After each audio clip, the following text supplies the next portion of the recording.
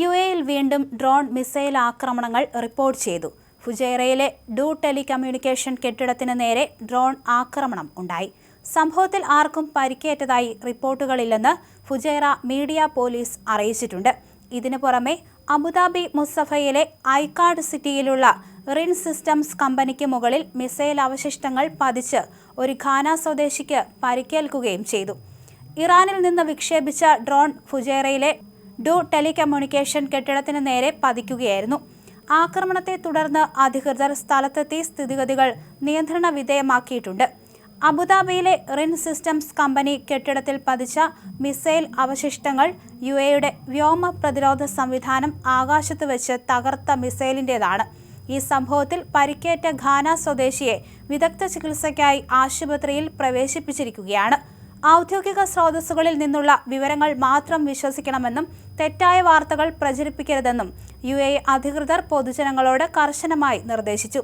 അതേസമയം മിഡിൽ ഈസ്റ്റിലെ സംഘർഷം അവസാനിപ്പിക്കാൻ റഷ്യയും ചൈനയും സംയുക്ത ശ്രമം നടത്തുമെന്ന് ചൈനീസ് വിദേശകാര്യ വക്താവ് അറിയിച്ചു. ഇരു രാജ്യങ്ങളിലെയും വിദേശകാര്യ മന്ത്രിമാർ ഇത് സംബന്ധിച്ച് സംസാരിച്ചതായും വിവരമുണ്ട്.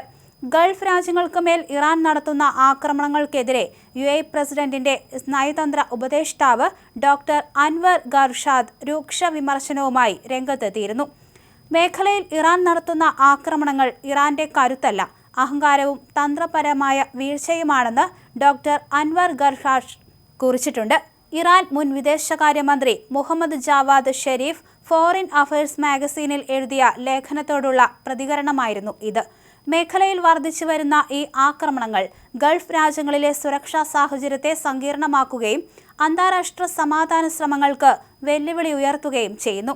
24 മണിക്കൂർ ഇടവേളയ്ക്ക് ശേഷം വീണ്ടും സൗദി അറേബ്യയ്ക്ക് നേരെ ആക്രമണ ശ്രമം ഉണ്ടായിരുന്നു. കഴിഞ്ഞ ഏതാനും മണിക്കൂറുകൾക്കുള്ളിൽ രാജ്യത്തെ ലക്ഷ്യമിട്ടെത്തിയ ഒരു ക്രൂയിസ് മിസൈൽ പ്രതിരോധ സേന വിജയകരമായി തടയുകയും തകർക്കുകയും ചെയ്തതായി സൗദി പ്രതിരോധ മന്ത്രാലയം അറിയിച്ചു. മന്ത്രാലയ വക്താവ് മേജർ ജനറൽ തുർക്കി അൽ മാലിക്കിനാണ് ഇത് സംബന്ധിച്ച ഔദ്യോഗിക സ്ഥിരീകരണം നൽകിയത്. രാജ്യത്തിനു നേരെ തുടർച്ചയായുണ്ടാകുന്ന വ്യോമാക്രമണ ശ്രമങ്ങളെ തടയുന്നതിൽ സൗദി വ്യോമ പ്രതിരോധ സേനയും എയർഫോഴ്സും മികച്ച മുന്നേറ്റമാണ് നടത്തുന്നത്. പ്രതിരോധ മന്ത്രാലയം പുറത്തുവിട്ട ഏറ്റവും പുതിയ കണക്കുകൾ പ്രകാരം ശത്രുതാപരമായ നീക്കങ്ങൾ ആരംഭിച്ചതു മുതൽ ഇതുവരെ ഏകദേശം 883 ഡ്രോണുകളാണ് സേന ആകാശത്ത് വെച്ച് തന്നെ നശിപ്പിച്ചത്. ഇതിനു പുറമെ 72 ബാലിസ്റ്റിക് മിസൈലുകളും കഴിഞ്ഞ മണിക്കൂറിൽ തകർത്തതുൾപ്പെടെ ആകെ 9 ക്രൂയിസ് മിസൈലുകളും പ്രതിരോധ സേന വിജയകരമായി പ്രതിരോധിച്ചു.